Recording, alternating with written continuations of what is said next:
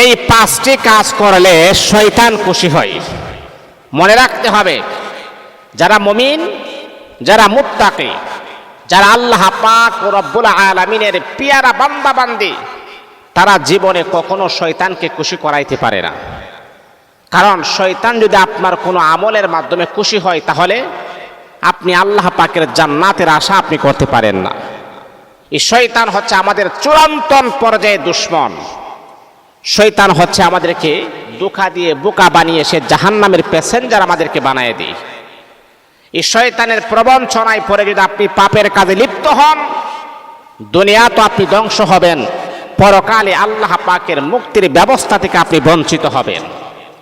আল্লাহ কোরআনে তো আমাদেরকে জানাইয়া দিয়েছেন, বিভিন্ন জায়গাতে আমার আল্লাহ বিভিন্নভাবে আমার আল্লাহ পদক্ষেপ নিয়েছেন, বিভিন্নভাবে আমার আল্লাহ জানাইয়া দিয়েছেন। আল্লাহ তো বলে দিয়েছেন, ইন্নাশ শাইতানা লিল ইনসানি আদুউম মুবিন।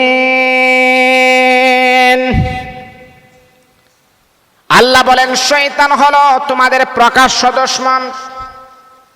যে কোনো মুহূর্তে যে কোনো ভাবে শয়তান তোমাদেরকে প্রবঞ্চনা দেবে, শয়তান তোমাদেরকে জাহান্নামের দিকে পাঠানোর জন্য তারা কাজ করবে। শয়তান তোমাদেরকে গুনাহের দিকে লালিত করে দিবে।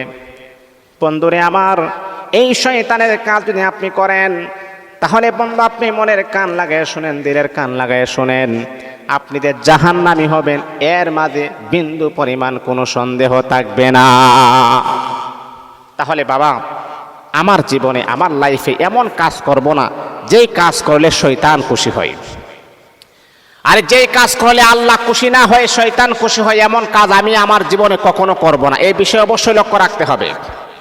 আর আপনি তো মুমিন, আপনি কেন এমন কাজ করবেন? এই কাজ করলে শয়তানে বেজার হই বা শয়তানে খুশি হই, এই কাজ কেন আপনি করবেন? এই কাজ কখনো আপনি করবেন না। তাহলে কি এমন কাজ যে পাঁচটি কাজ করলে শয়তান খুশি হয়? এই পাঁচটি কাজ আমাদের জীবন থেকে টোটাল একেবারে বরবাদ করতে হবে। আমাদের জীবন থেকে এগুলাকে তালাক দিতে হবে। আমাদের জীবন থেকে এগুলাকে একেবারে পরিহার করতে হবে, বরবাদ করতে হবে। তা না হলে আপনিও জাহান্নামী হবেন, আর শয়তান আপনার উপর সওয়ার হয়, শয়তান আপনাকে জাহান্নামী বানাবেন। তাহলে কি এমন কাজ?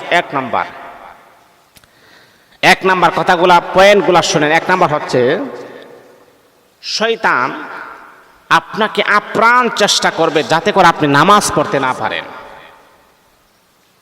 আর বেনামাজি যারা হবে তাদেরকে শয়তান পছন্দ করেন, তাদেরকে শয়তান ভালোবাসেন। শয়তান জানে নামাজ পড়লে তার সম্মান বেড়ে যায়, নামাজ পড়লে আল্লাহ তারে পছন্দ করা শুরু করে, নামাজ পড়লে ফেরেশতারা তার জন্য রহমতের দোয়া করে, নামাজ পড়লে ফেরেশতারা তার জন্য মাগফিরাতের দোয়া করে। শয়তান জানে নামাজ পড়লে আল্লাহ পাকের সৃষ্টি যে গাছ গাছালি পশু পাখি তার জন্য মাগফিরাতের দোয়া করে। এই জন্য নামাজ না পড়লে শয়তান খুশি হয়, আর নামাজ পড়লে আল্লাহ খুশি হয়, আল্লাহর সৃষ্টি জীবেরা খুশি হয়ে যায়। এই আল্লাহ পাক রব্বুল আলামিনের বান্দা, আপনি জানেন যদি আপনি বেনামাজি হইয়া কবরে যান, তাহলে কবরের ভিতরে জাহান্নামের আগুন আপনার জন্য অপেক্ষা করবে। আল কবরু রাউযাতুম মির রিয়াজিল জান্নাহ আও হুফরাতুম মিন হুফারিন নার। যে কবরে আমাকে আপনাকে যে কবরে রাখা হবে, এই কবরটা কাহারো জন্য জাহান্নামের গর্ত হয়ে যাবে, আবার কাহারো জন্য জান্নাতের বাগান হয়ে যাবে। বন্ধুরে, আপনি জানেননি বেনামাজিকে যখন দাফন কাফন করার পরে যখন কবরস্থ করা হয়, বিষাক্ত সাপ চলে আসে তাকে সবল দেওয়ার জন্যে। ও বন্ধু, আর যদি আপনি নামাজ পড়েন, ওই নামাজ আপনাকে সুপারিশ করে আল্লাহর জান্নাতের মেহমান আপনাকে বানায় দিবেন। এমনকি আপনার কবরটাকে আমার আল্লাহ জান্নাতি বলে ঘোষণা করবেন। নামাজ না পড়লে শয়তান খুশি হয়, আর শয়তান আপনাকে জাহান্নামী বানাবে। এই জন্যে বাবা, যদি আপনি শয়তানকে খুশি করাইতে চান না, বা শয়তান যে কাজে খুশি হয় যদি এই কাজ করেন, তাহলে আপনি যদি নামাজ না পড়েন শয়তান খুশি হয়। এখন সিদ্ধান্ত আপনার, আপনি কাকে খুশি করবেন, আল্লাহকে নাকি শয়তানকে? আর মুমিন যদি নিজেকে দাবি করেন, কখনো শয়তান যেন খুশি হয় এই রকম চেষ্টা সাধনা জীবনে কোনোদিন করা যাবে না। তাহলে পাঁচটি কাজ করলে শয়তান খুশি হয়, এর ভিতরে নামাজ না পড়লে খুবই সেন্সিটিভ বিষয়গুলো বলছি, একেবারে সংক্ষিপ্তভাবে আমি বলছি, শুনেন। 2 নাম্বার হলো, যেই পুরুষ এবং নারী রাগ নিয়ন্ত্রণ করে না, রাগ, অতিমাত্রা জেদ, অতিমাত্রা রাগ, যেই পুরুষ এবং নারী রাগ নিয়ন্ত্রণ করতে পারে না, তারা কখনো মুমিন হতে পারে না। আপনি জানেন রাগ মানুষকে কি পরিমাণ ধ্বংস করে দেয়? হ্যাঁ আমার মা, আমার বাবা, আপনি জানেন রাগ কি পরিমাণ ক্ষতি করে, সেই বিষয়টাকে আপনি জানেন? রাগ কেমন ক্ষতি করে আমি আপনাকে বলি। স্বামী আর স্ত্রীর মাঝে সামান্য একটা বিষয় নিয়ে ঝগড়া হয়েছে, একেবারে সেন্সিটিভ বিষয়, যে বিষয় নিয়ে ঝগড়া করার কথা না, একেবারে সামান্য বিষয়। ঝগড়া হওয়াতে আপনিও রাগ নিয়ন্ত্রণ করতে পারতেছেন না, আপনার স্ত্রীও রাগ নিয়ন্ত্রণ করতে পারতেছে না।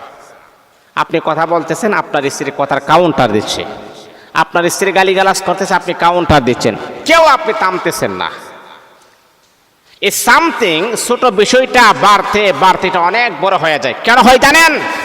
আপনাদের ছোটখাটো বিষয় যখন রাগ যখন ওঠে, শয়তান আপনাদের মাঝখানে চলে আসে, তখন বাতাস করা শুরু করে, এইভাবে বাতাস করা শুরু করে। আপনি দেখবেন আগুন যখন লাগে, যদি আপনি বাতাস করেন, আগুনের তাপ বাড়ে না কমে? বাড়ে না? শয়তান স্বামী আর স্ত্রীর মাঝখানে বাতাস করা শুরু করে, যাতে করে আপনাদের ঝগড়াটা যেন বেড়ে যায়, ঝগড়াটা বাড়তে বাড়তে এমন এক পর্যায়ে যেন চলে যায়, স্বামী যেন রাগের অবস্থায় যেন তার স্ত্রীকে 3 তালাক দিয়ে দেয়, আর 3 তালাক দিলে আপনার স্ত্রী আপনার জন্য কিয়ামত পর্যন্ত হারাম হয়ে যাবে। তারপরে যদি আপনি রিলেশন করেন, তারপরে যদি আপনি সহবাস করেন, অবৈধ সন্তান জন্ম হবে, আর এটার জন্যই শয়তান আপ্রাণ চেষ্টা করা শুরু করে। বন্ধুরে আমার, তাহলে রাগ নিয়ন্ত্রণ আপনাকে করতে হবে। আল্লাহ পাক রব্বুল আমিন কোরআনুল কারীমের ভিতরে আমার আল্লাহ বলেন, আল কাযিমিনাল গায়জ, মুমিন যারা হবে, মুত্তাকি যারা হবে, তারা রাগ নিয়ন্ত্রণ করবে। যদি আপনি রাগ নিয়ন্ত্রণ করতে না পারেন, তাহলে আপনি কখনো মুমিনের ক্যাটাগরিতে আপনি পড়বেন না। মুমিন যদি না হতে পারেন, তাহলে কখনো আল্লাহর জান্নাতের আশা করাও যাবে না। সেই জন্যে যদি আপনি মুমিন দাবি করেন, অবশ্যই অবশ্যই রাগ আপনি নিয়ন্ত্রণ করবেন। আমার রাগ হবে আল্লাহর জন্যে, আবার আমার অভিমানটা হবে আল্লাহর জন্যে। সব কিছু ইসলামের জন্যে আপনাকে বিসর্জন দিতে হবে। তাহলে রাগ নিয়ন্ত্রণ করতে যারা না পারে, রাগের সময় উল্টা পাল্টা কথাবার্তা বলে, মানুষকে গালিগালাজ করে, মানুষকে বিভিন্নভাবে খারাপ ভাষায় ব্যবহার করে, তাদেরকে শয়তান বড় মোহাব্বত করেন, ভালোবাসেন। আপনি কি শয়তানের খুশি চান? তাহলে এই 5টা কাজ করতে পারেন। এটা হলো 2 নাম্বার। 3 নাম্বার হচ্ছে গীবত, পর নিন্দা করা। মানে সহজ কথা হলো, একজনের কথা গিয়ে আরেকজনের কাছে গিয়ে লাগানো। আরে বাবা, সে কি বলছে, কি করছে না করছে, আপনি কেন বলবেন? আমার মাঝে মধ্যে অবাক লাগে, মানুষ এতটা আজাইর কিভাবে? আচ্ছা বলেন তো বাবা, আমি যদি মারা যাই, আমার কবরে কি আপনি যাবেন? হ্যাঁ, আমার কবরের হিসাব আমাকে দিতে হবে। আমি একা একা কবরে যাব, আমার হিসাব আমাকে দিতে হবে, আমার খাবার আমাকে খেতে হবে। তাহলে আমার খেয়ে আমার পরে দোকানপাটে বসে আরেকজনের সমালোচনা করে আমি আমার জীবনের মহামূল্যবান সময়টা কেন আমি নষ্ট করতেছি? কি কারণে আমি নষ্ট করতেছি? আমার কি ফায়দা হচ্ছে? আমার কি উপকার হচ্ছে? যারা পরনিন্দা করে, যারা একজনের কথা আরেকজনের কাছে বলে, মানুষের সম্মান হানি করে, আল্লাহর রাসূল সাল্লাল্লাহু আলাইহি ওয়াসাল্লাম হাদিসের ভিতরে বলেন, তারা হলো সমাজের একেবারে আবর্জনা, সমাজের একেবারে নিকৃষ্ট মানুষ। আহারে, আপনি কেমন মানুষ? আল্লাহ পাক রব্বুল আলামিন আপনাকে 60 বছর হায়াত দিয়েছিলেন। 60 বছর জিন্দেগিতে নিজের কোনো কাজ আপনি করেন নাই, অন্য মানুষ কি করেছে না করেছে সেইগুলো আপনি নিয়ে বেড়াইছেন। বাবারে, আহারে, আল্লাহ কি আপনাকে হায়াত দিয়েছেন অন্যের সমালোচনা করার জন্য? যারা পরনিন্দা করে, অন্যের সমালোচনা করে, তারা কখনো আল্লাহ পাকের প্রিয় বন্ধু হতে পারে না। তারা হলো শয়তানের বন্ধু, তারা জাহান্নামী হয়ে যাবে। 4 নাম্বার হলো, 5টি কাজ করলে যে শয়তান খুশি হয়, এর ভিতরে 4 নাম্বার হচ্ছে পর্দা লঙ্ঘন করা। পুরুষ বলেন আর নারী বলেন, প্রত্যেকটা ছেলে মেয়ের একটা পর্দা আছে। পুরুষেরও পর্দা আছে, নারীরও পর্দা আছে। নারীর হচ্ছে মাথার চুলের গোড়া থেকে নিয়ে পায়ের পাতা পর্যন্ত ওই নারীটা পর্দা মেনটেন করে চলতে হবে। মা, আপনার চেহারা দেখে যদি কোনো ভিন্ন পুরুষ আপনার প্রতি আকৃষ্ট হয়, জেনাহের নজরে আপনার দিকে তাকায়, তাহলে মা, আপনার আমল নামার ভিতরে হাসরের মাঠে জেনাহের গুনাহ লিপিবদ্ধ হয়ে যাবে। ওই সময় যদি আপনি আল্লাহকে বলেন, আল্লাহ আমি তো জেনা করি নাই, আমি তো অপরাধ করি নাই, তাহলে আমার আমল নামার ভিতরে শত শত জেনাহের গুনাহ কি কারণে? আল্লাহ বলবেন আমিও জানি তুমি জেনা করো নাই, কিন্তু মা তুমি যখন রাস্তাঘাটে দোকানপাটে যখন বের হয়েছো, এমন পোশাক পরে বের হয়েছো, তোমার চেহারাটা এতটাই লাবণ্যতাভাবে বের হয়েছো, তোমাকে দেখে যে সমস্ত যুবকেরা খারাপ চিন্তা ফিকির করেছে, প্রত্যেকটা খারাপ চিন্তা ফিকির তোমার আমল নামায় জিনাহের গুনাহ লিপিবদ্ধ হয়ে গেছে। এই জন্যে পুরুষেরও পর্দা আছে, নারীরও পর্দা আছে। এই পর্দা মেনটেন করে যারা চলবে না, শয়তান তাদেরকে ভালোবাসেন, শয়তান তাদেরকে পছন্দ করেন। আর সর্বশেষ হচ্ছে খুবই সেনসিটিভ বিষয়, গোপনে গুনাহ করা। গোপনে মনে করেন আপনি দরজা জানালা বন্ধ, আপনি এখন পর্নোগ্রাফি আপনি দেখতেছেন, আর আপনি ভাবতেছেন কেউ দেখে না, কোনো সাক্ষী নাই, প্রমাণ নাই, ডকুমেন্ট নাই, দলিল নাই, কেউ দেখে না। বন্ধুরে আমার প্রশ্ন হলো, কেউ দেখে না, কোনো সাক্ষী নাই, কোনো প্রমাণ নাই, কোনো ডকুমেন্ট নাই, কোনো দলিল নাই, দরজা জানালা বন্ধ করে দিয়ে আপনি এই মুহূর্তে জানা করতে পারেন, এই মুহূর্তে অবৈধ কাজ আপনি করতে পারেন, আপনার মনে হয় কেউ দেখে নাই। কিন্তু বাবারে, আল্লাহ পাক রব্বুল আলামিনের কোরআনকে যদি আপনি প্রশ্ন করেন, কোরআন কেউ দেখে নাই, তাহলে কোরআন থেকে জবাব আসবে, আল্লাহু মাআকুম আইনামা কুনতুম ওয়াল্লাহু বিমা তা'মালুনা বাসীর। আল্লাহর কোরআন তখন বলবে, তুমি যেখানে থাকো না কেন, আমি আল্লাহ কিন্তু তোমার সাথে আছে।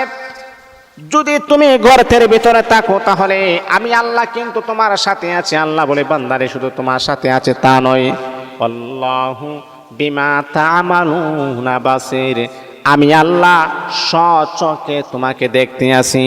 দুনিয়ার সবার চোখ ফাঁকি দেওয়া যায়, কিন্তু রব্বে কাবার মালিকের চোখ কখনো ফাঁকি দেওয়া যায় না।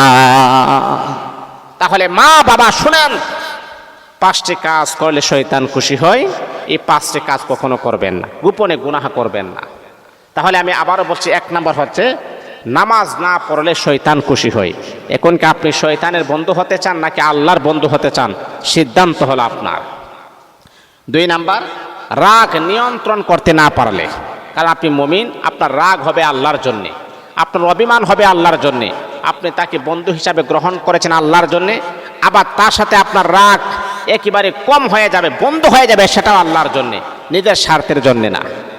3 নাম্বার হলো গীবত পর নিন্দা করা, অন্যের সমালোচনা করা, গীবত করা, অন্যের দোষ নিয়ে আলোচনা করা না, এটা করলে শয়তান খুশি হয়। 4 নাম্বার হচ্ছে পর্দা লঙ্ঘন করা। পুরুষ বলেন নারী বলেন, প্রত্যেকটা মানুষের পর্দা আছে, সেটা লঙ্ঘন করা যাবে না। 5 নাম্বার হচ্ছে গোপনে গুনাহ করা। এই 5টি কাজ যেন আমরা করতে না পারি, আল্লাহ যেন আমাকে এই 5টি কাজ থেকে যেন কুদরতিভাবে যেন হেফাজত করেন, আল্লাহর বন্ধু হিসাবে যেন আমাদেরকে কবুল করেন। আমরা সবাই পড়ি আমিন।